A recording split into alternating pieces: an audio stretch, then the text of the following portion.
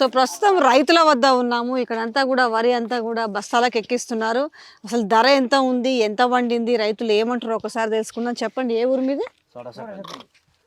వేలేరు మండలం సొడసపల్లి. అంత అయిందా? బాగా వండిందా మరి? మామూలుగానే వండిందా? ఎంత ఇప్పుడు ఇది ఒక బస్తా? 41. తాళేమన్నా తీస్తురా? ఎట్లా ఇస్తా? అట్లా మీరే శుభ్రంగా చేసి ఇస్తారా? మొత్తం తాలు శుభ్రం చేసి ఇస్తాం. మొత్తం ఏది మొత్తం లేకుండా మార్చారంతా చేసి అంత ఇది చేసేనే వచ్చినాకనే. ఎట్లా మరి? ఎంత ఇప్పుడు ఇది? ఇప్పుడు క్వింటాల్ ఎంత? క్వింటలు 203 రూపాయలట. 3 రూపాయల. మరి 500 రూపాయలు వీళ్ళు ఇస్తామన్నారు కదా బోనస్. ఇక వచ్చినప్పుడు తెలుస్తుంది మేడం. ఇప్పటి వరకు ఏం రాలేదు మేడం. ఇప్పుడే రాలేదు. కాదు, బోనస్ ఇస్తామని ప్రకటించారు కదా. ఈ మద్దతు ధర కాకుండా ఇంకెంత బోనస్ ఇస్తామని. ఏం రాలేదు ఇప్పటి వరకు. ఎన్ని ఎకరాలు ఉంది నీకు భూమి? నాకేం లేదు, అమలు పని చేస్తా. అమలు పని భూమి ఏం లేదా? ఎందుకు? ఎప్పుడు లేదా? ఉంటే అమ్ముకున్నావా? ఎప్పుడు లేదు, ఎప్పుడు లేదు మేడం. అవునా? నీకు ఎన్ని ఎకరాలు ఉంది? నాకు 3 ఎకరాలు మేడం. రైతు బంధు వచ్చిందా? రైతు బంధు ఒకసారి వచ్చింది మేడం, మొన్న వానకాలం మొన్న వచ్చిందా అంటున్నా. మళ్ళీ రాలే. ఇప్పుడు కాంగ్రెస్ గవర్నమెంట్ వచ్చినాక నీకు రైతు బంధు రాలేదు? ఏమో సార్ అడగలేదా నువ్వు పోయి? మరి నాకు ఎందుకు రైతు బంధు రాలేదని ఏమడుగుతాం మేడం? ఎవరు అడగాల పోయి? ఒక నిమిషం. రాలే. 6 గ్యారెంటీలు 5 చేసినామని చెప్పి. 5 ఎక్కడ అయింది మేడం? 5 కాలేదు. Free bus.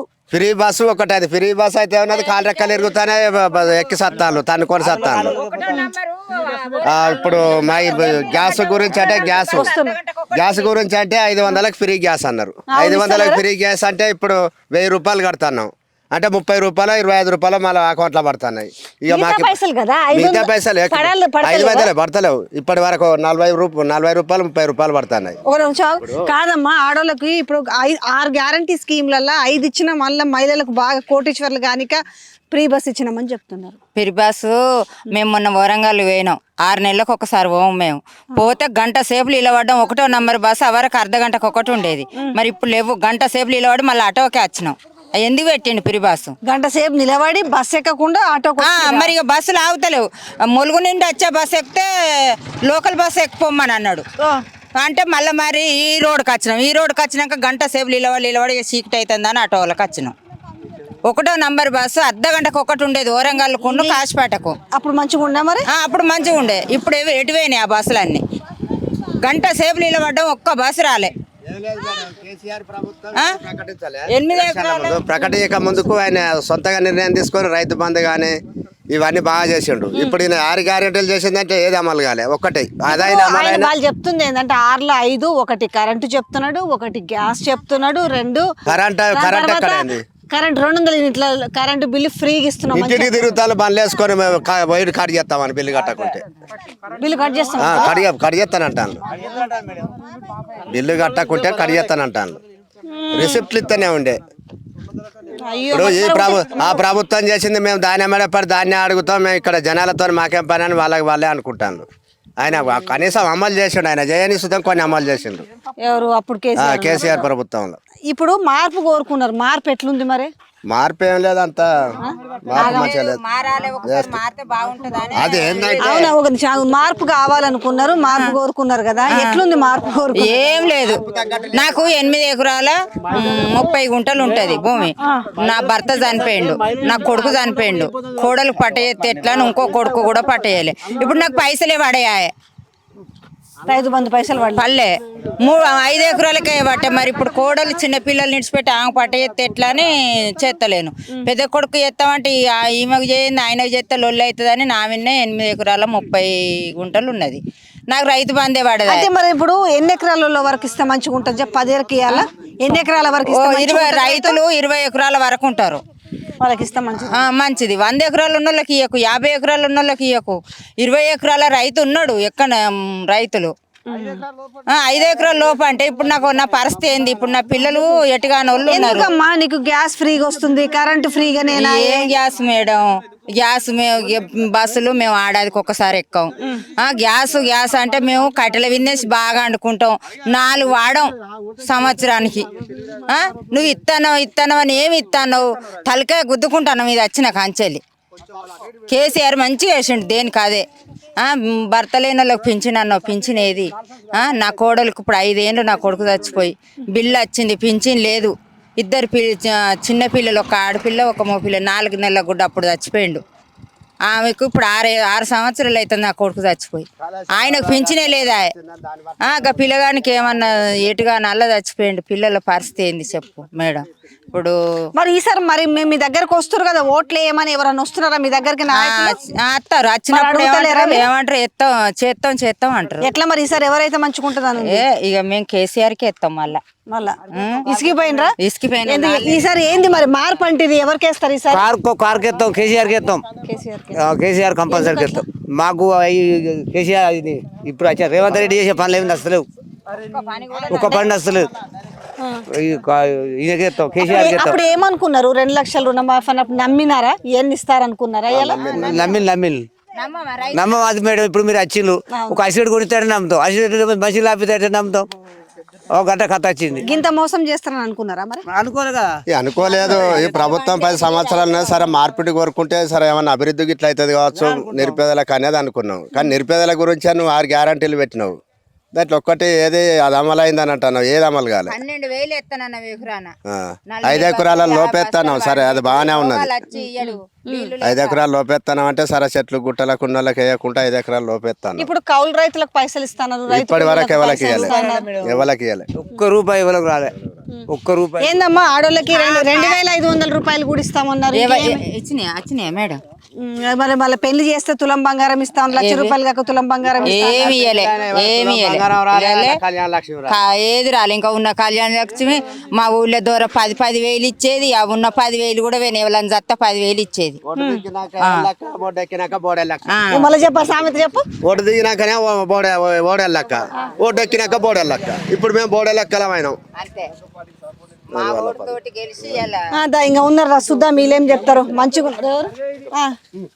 ఏమై జోరుగా కుడుతున్నావు బాగా పండించినావు ఏమి మేడం మామూలు తాజాగా కూలి చేసుకుంటే కుండ కాలుతుంది లేకపోతే కడుపు కాలుతుంది పరిస్థితి అట్లుంది ఆ రకంగా ఈ కాంగ్రెస్ ప్రభుత్వం అంత గలీజు ప్రభుత్వం ఈ ప్రభుత్వం కాదు ఏమైంది ఏం కష్టం ఏం చేసింది ఇప్పుడు 5 గ్యారెంటీలు కరెక్ట్ కాదు అని చెప్పినంత మహిళలకు బస్సు ప్రయాణాలు మహిళలు అయితే తీ టైంకి వచ్చారు కాస్త బస్సు ఎక్కుతారు ఇంటికి వచ్చారు కానీ ఉండలేదు మొగనికి బాగా అనవడంలో కూడా అయిపోయింది ఇక తిరుగుడు మామగారిని పోతా మాయగారిని పోతా సాగు పోతా పెళ్లికి పోతా పేడకి పోతా మొగలకు అనవడతలేదు ఇక అసలు రోజులు వచ్చినాయి కాంగ్రెస్ ప్రభుత్వం వచ్చే కంచి ఒక అసలు పరిస్థితి అంటే చాలా చెప్పారు కదయ్యా మీకు కళ్యాణ లక్ష్మి కింద తులం అన్నారు రైతు కూలీలు అన్నారు కౌలు రైతులు అన్నారు రుణమాఫీ అన్నారు ఇన్ని అన్నారు కదా అది మొత్తం జూటా ప్రభుత్వం జూటా అంటే జూటా ఎందుకంటే దొరలు తీసేది రాజకీయం దొరల రాజకీయం అది అంటారు కాంగ్రెస్ ప్రభుత్వం దొరల రాజకీయం అది మరి ఈసారి ఎట్లా ఎవరికి ఇద్దాం అనుకుంటారు మీకు ఖచ్చితంగా మళ్ళీ కారుకే అది కాదు నీ ఒపీనియన్ నీదైతే ఆయన ఒపీనియన్ అని చెప్తున్నాడు కదా మేడం ప్రజాస్వామ్యం ప్రజలకు ఎవరైనా ఇచ్చుకునే అర్హత ఉన్నది ఆయనకి అది నాకు ఇది కష్టపడుతున్నారు ఏం లేదా లాభమే లేదా ఏమున్నది మేడం ప్రతి ఒక్కరు కూడా వస్తువు కూడా ఆయన 500 రూపాయలు పింఛన్ ఏది మనకి ఇది అన్నాడు మద్దతు ధర అది 500 ఏమి లేదు అసలు ఇది ఇచ్చేదే ఇవ్వాలి కరెక్ట్ ఇవి కరెక్ట్ ఇంతకు ముందు ఒక 3-4 days లేకపోతే 5 days కానీ వచ్చేది పైసలు ఇప్పుడు మామూలుగా తాత్కాలికంగా వారం 15 రోజులు వచ్చేట్లేదు డబ్బులు పైసలు రావు ప్రభుత్వం అసలు ప్రభుత్వం ఏం చెప్పు నీకెట్లా అంటే కార్ ఎవరికి వేస్తావు ఈసారి చెయ్యికా కారుకా చెప్పు ఎవరికి వేస్తావు ఆయనకు మాటలు రావాలంటే ఎవరు వస్తున్నాయి కదా మాటలు నేను నిజమే అనుకున్నా ఎందుకు కార్కే ఎందుకు వేద్దాం అనుకుంటున్నావు ఇసుకుపోయిరా అప్పుడే పానం పోయినా కార్కేనా పోతే ఇక్కడ ఎక్కితే అక్కడ రకాలు నిలబడిపోవుడు మరి అప్పుడు మరి టికెట్ పెట్టినప్పుడు సీట్లు దొరికినాయి ఇప్పుడు ఏం దొరుకుతాయి ఆ బస్సులు ఎటువైనాయి ఎందుకు దొరుకుతావు చెప్పు మరి ఎటువైనాయి మొగోళ్ళు అయితే ఈనంగా చూస్తారు ఆడోళ్ళను టికెట్ లేదా అని అద్దు మాకు టికెట్ కావాలి మేము ఎన్నడో ఒక్కనాడు పోతాం ఫ్రీ బస్ వద్దా అద్దు ఏమిటికి మొగోళ్ళు ఘోరంగా మాట్లాడతాను బస్ ఎక్కితే ఏమంటారు మస్తు ఆడోళ్ళు ఇట్లా పోతారు కూరగాయలు పోతారు ఇటు పోతారు అటు పోతారు నాకైతే మొన్న సీరియస్ అయినా ఇగో ఇంత కాలు నొప్పి అయినా కూడా దావకానికి ఒక 2 సార్లు పోయినా 2 సార్లు పోతే పోంగెక్కిపోడు అంగన మళ్ళీ ఆటో కచ్చుడు ఎందుకు అస్సలు వద్దు ఫ్రీ బస్సు వద్దా ఇగో ఆధార్ కార్డు పట్టుకుంటే బస్ ఎక్కాల్సిందిగా పోతుంది ఏం చెప్తాం మంచిగా లేదా మరి ఫ్రీ బస్ అది మంచిగా లేదు. ఎందుకు పైసలు మిగులుతున్నాయి అంటే ఏం పైసలు మిగులుతాయి? పైసలతోటి కోటీశ్వర్లు అవుతారట కోటేశ్వర్లు ఎవరైతాళ్ళు? మహిళలు. వాళ్ళు అవుతాళ్ళు కోటేశ్వర్లు, రాజకీయ నాయకులు కోటేశ్వర్లు అవుతాళ్ళు, ఇక్కడ ఉన్న మహిళలు కాదు. ఇప్పుడు ఇత్తారు వేసినావు, మన ఎల్లెలకలు వేసినావు, బొరవక్కలు వేసినావు, మామూలుగా అంతే. ఎల్లెలకల మాకు చూపించినావు, బొరవక్కలు ఉండి నువ్వు తీసుకుంటాను. ఇప్పుడు నీళ్లు కరెంటు పరిస్థితి ఎట్లుంది? నీళ్లు లేవు, నీళ్ళు ఇస్తాం వస్తలేవు, లేవా నీళ్లు కూడా? వస్తలేవు. నువ్వు యువకుడి మీద ఏం చెప్పు, ఎట్లా ఉంది పరిస్థితి? మార్పు కావాలనుకున్నారు కదా, ఎట్లుంది అంటున్నా. 6 months అంటే కనీసం 5 years చేయకపోతే మనం అడగాలి. అంతేగాని 6 months ఆల్రెడీ రిలీజ్ చేసిన బస్సు ఇవన్నీ. అదే బస్ తోటి ఇబ్బంది. పార్టీలు మారినాక కాంగ్రెస్ కు వ్యతిరేకం చేసి కొంచెం 100 రోజులలో అన్ని అమలు చేస్తా అన్నాడు. ఏంది మర్చిపోతున్నా, కడియం పెట్టింది, కడియం ముచ్చట గెలుస్తుంది. కడియం కాలిపోనికి ఇట్లాంటి బొంద పెట్టాలా అవన్నీ. ఇలా కడియం కావ్య ఎక్కడ జెండా పట్టి తిరిగింది, ఏం మరమ్మతి చేసింది, ఏడదంద చేసింది, ధర్నాలు చేసింది. విద్యార్థులు ఒకరొక్కరు పెట్రోల్ పోసుకొని సచ్చిళ్ళు. ఎవరి దారి వచ్చింది తెలంగాణ? కడియం సిరియార్ బిడ్డ దారి వచ్చిందా? బీఆర్ఎస్లో గెలిచి కష్టపడి ఇబ్బంది పడి నేను గెలిపిస్తే తీసుకుపోయి అల్ల పడుతుంది. ఇప్పుడు నీ బిడ్డ ఏడ రాజకీయం చేసింది? ఎంపీ గెలుస్తుంది అంటే ఎంపీ గెలుతుందా? ఏమో చూస్తాం గెలవని. మేమెందుకు ఎత్తాం ఆమెకు? సో ఇది పరిస్థితి. కడియం సిఆర్ బిడ్డకేస్తారా? కట్టపాడేస్తారా ముట్టి ఉన్నదా? ఈమెకెత్తా ముట్టి ఉంది అన్నదా? ఇంకా బాగా సిగ్గు లేదా ఆయన? ఆయన ఎందుకు పోయిందంట వాళ్ళకి? ఏమైనా కోట్లు కావాలి, కోట్లు కావాలా మేడం? ఎక్కడైతే అది కోట్లు కావాలా? ఓడితే ఎందుకు వెళ్తుంది? సామాన్యునికి లాభం జరిగేటువంటి విషయాలు ఏ ప్రభుత్వం చేసినా మంచి పని. ఎందుకంటే మాట్లాడే అది సామాన్య నష్టపెట్టిన వాళ్ళే రాజకీయ నాయకులు. ఇప్పుడు ఆధార్ కార్డు సర్వే పెడతాను, కుటుంబ సర్వే చేస్తాను. నీకు బండ్లేళ్ళు ఉన్నాయి, కోళ్ళేళ్ళు ఉన్నాయి, ఎంతమంది పిల్లలు ఉన్నారు, నీకు ఏ స్కూటర్ ఉన్నది, ఏ కారు ఉన్నది. ఇప్పుడు ఇక్కడ నిరుపేద లెవెల్ ఎవరైనా నీకు ఆధార్ కార్డులను సర్వే పెట్టుకున్నప్పుడు నీ దగ్గర ఉంటుంది కదా రాజకీయ నాయకుల దగ్గర, దాన్ని అడుగునది ఒక తాళ్ళు ఉన్నోడ మేలు అవుతాడు. వాళ్ళకి తెలియదా? అంతా వేస్ట్. నీకు పెన్షన్ వస్తుందా? ఎంత? 2000. 4000 వస్తలేదు? 4000 ఇస్తామన్నారు కదా. అంటే వచ్చిందా? అట్లా మేడం, మీరు మన ఒట్లకి వెళ్ళి వెళ్తుందని మీరు చాలా ఉంది. సో ఇదే అంటే ఇక్కడ వీళ్ళంతా కూడా కాటాకేస్తున్నారు వరి. సో వాళ్ళ బాధ వాళ్ళు చెప్పుకుంటున్నారు. కడియం శ్రీఆర్ గురించి మాట్లాడుతున్నారు. అలాగే కాంగ్రెస్ పార్టీ ఈ అమ్మ చెప్తుంది కడియం శ్రీఆర్ మొన్న రాక కార్కే ఇవన్నాడు, ఇప్పుడు అటు వేయండి చీపురుగడ్డతో కొడతాం. మా సోడ్చిపల్లికి మొన్న గక్కడ పెట్టిండు, ఊళ్ళో పెట్టలే మీటింగు. ముఖం ఉండడు అయితే ఊళ్ళో పెట్టాలి మీటింగు. ఇప్పుడు వాళ్ళు ఎటు మారుతా మేము అటు మారన్నా మేడం? అది కష్టమే కదా, మీకంటూ మనసు ఉంటుంది. మాకుండదా? చెప్పు మేడం, ఎవరి పరిస్థితి? పిల్లలు నిడిచిపెట్టి, చిన్న పిల్లలు నిడిచిపెట్టి చచ్చిపోయింది, ఎట్లా మేమేం చేయాలి? పరిస్థితి చెప్తుంటే లీడర్ మారినంత మాత్రాన మేము మారుతామా? ఆ కాలంలో ఒకదానికి ఉన్నాము, ఈ కాలంలో ఒకదానికి వచ్చినాము. లీడర్లు మారినంత మాత్రాన ఓటర్లం ప్రజలం మారుతామా అని చెప్తారు. అలాగే మార్పు కోరుకున్న మాట వాస్తవమే, కాకపోతే మార్పు ఉండాలి అంటే రైతులకు ఇచ్చిన హామీలు కావచ్చు, మహిళలకు ఇచ్చిన హామీలు కావచ్చు, విద్యార్థులకు ఇచ్చిన హామీలు కావచ్చు నెరవేరుస్తారు అనుకున్నాము. కానీ అలా మొత్తం కూడా కొంప ముంచిరు, నమ్మించి మోసం చేసింది అనేది వాళ్ళు ఆవేదన వ్యక్తం చేస్తారు. అవి చెప్తాడు ఆయన, నమ్మించి గొంతు కోసినట్టు అయిందంట. అంటే వాళ్ళకి ఇంకా బుద్ధి ఉంటే మళ్ళీ వెయ్యము, చేయి గుర్తుకు ఓటేయం. సో ఇది ఓవరాల్ గా చూసుకుంటే అంటే రాజకీయ నాయకుల మధ్య ప్రజల్ని బలి చేయొద్దు, ఏ పార్టీ అయినా ఏ ప్రభుత్వం అయినా అని మాట్లాడుతున్నారు. అంటే ఈ గ్రౌండ్కి వస్తే తెలుస్తుంది. అంటే వాళ్ళు కూర్చొని బహిరంగ సభలు పెడుతూ అసలు తెలంగాణ వ్యాప్తంగా రైతులందరూ మంచిగున్నారు, రైతుల ప్రభుత్వం కాంగ్రెస్ పార్టీ, మహిళలు పట్టించుకుంటుంది వీళ్ళకి అనేసి ఇచ్చిన 6లో 5 గ్యారంటీ స్కీమ్లు ఇచ్చినామంటారు. బస్సు విషయానికి వస్తే ఇటు మన వైపున మహిళలు వద్దంటున్నారు, ఇటు చూస్తే పురుషులు వద్దంటున్నారు. వాళ్ళు ఏ సభ పెట్టినా, ఏ వేదిక ఎక్కినా ఇదిగో ఫ్రీ బస్సు, ఇదిగో ఫ్రీ బస్సు. ఈ ఫ్రీ బస్సు వల్ల మహిళలు చాలా ఎదుగుతున్నారు, మహిళలకు చాలా స్వేచ్ఛ వచ్చింది, మహిళలు బాగా ప్రయాణాలు చేస్తున్నారు, మహిళలకు బాగా తెలివి వచ్చిందని మాట్లాడుతున్నారు. అంటే ఒక ఫ్రీ బస్సును చూపించి అలా మళ్ళీ కూడా ఎంపీ ఎలక్షన్లో ఓట్లు దండుకోవడానికి చేసిన ప్రయత్నం అది. కానీ నిజంగా గెలిచిన లీడర్లు, ఎమ్మెల్యే కావచ్చు, మంత్రి కావచ్చు, ఆ జిల్లాకు మంత్రి ఉంటాడు, వాళ్ళు వచ్చి ఈ జనాల్ని కలిస్తే అర్థమవుతుంది.